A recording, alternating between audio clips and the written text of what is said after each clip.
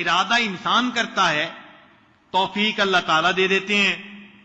جب راتوں کا یہ سرمایہ آ جاتا ہے پھر بندے کو دل چاہتا ہے کہ میں اللہ سے ملاقات بھی کروں، پھر اسے موت اچھی لگتی ہے۔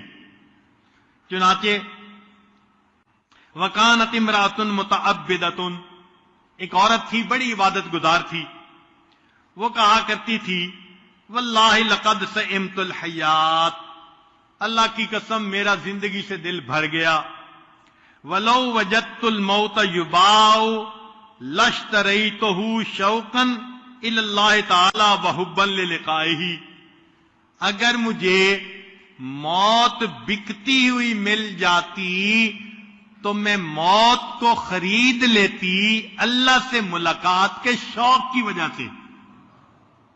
سبحان اللہ، جب انسان نیکی پر قدم اٹھا لیتا ہے پھر اللہ تعالیٰ ایسی طلب اس کے دل میں ڈال دیتے ہیں۔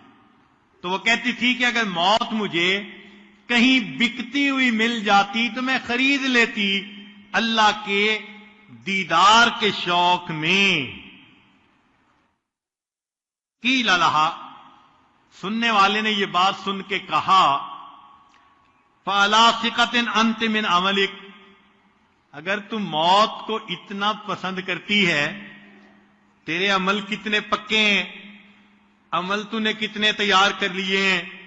فقالت، کہنے لگی لا، عمل تو جمع نہیں کیے، ولیکن لحبی ایاہ وحسن ظنی بہی اشتقت الی لقیاہ، ہاں میرے دل میں اللہ کی محبت ہے، اللہ سے حسن ظن ہے، اس لیے میں اللہ سے ملاقات کرنی چاہتی ہوں۔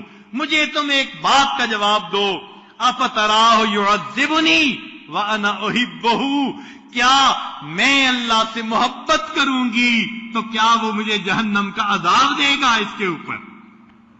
اللہ اکبر کبیرہ۔ واقعی انسان جب اللہ سے محبت کرتا ہے تو اللہ تعالیٰ پھر اسے اپنا دیدار عطا فرماتے ہیں، اپنی ناپسند جگہ جہنم میں تو نہیں عطا اس کو بھیج دیتے۔ اب یہ اللہ تعالیٰ کی محبت ہمیں ملے گی اگر ہم اپنے دل کو اللہ کے لیے فارغ کر دیں۔ اوحی اللہ تعالیٰ الی داؤد علیہ السلام، اللہ تعالیٰ نے داؤد علیہ السلام کی طرف وحی نازل فرمائی، فقال یا داؤد فرغ لی بیتا اسکن فی، میرے لیے گھر خالی کر دو، میں اس میں رہنا چاہتا ہوں۔ قال یا رب انت منزہ عن البیت، اے اللہ آپ گھر میں رہنے سے منزہ اور مبرہ ہیں۔ قال فرغ لی قلبک، اے داؤد اپنے دل کو خالی کر دے، میں تیرے دل میں رہنا چاہتا ہوں۔ تو یہ دل اللہ کا گھر ہے، جو اپنے دل کو اللہ کے لیے فارغ کر لے گا پھر اللہ اس کے دل میں آ جائیں گے، اللہ اس کے دل میں سما جائیں گے، بلکہ اللہ اس کے دل میں چھا جائیں گے۔ یہ ہے زندگی گزارنے کا مزہ۔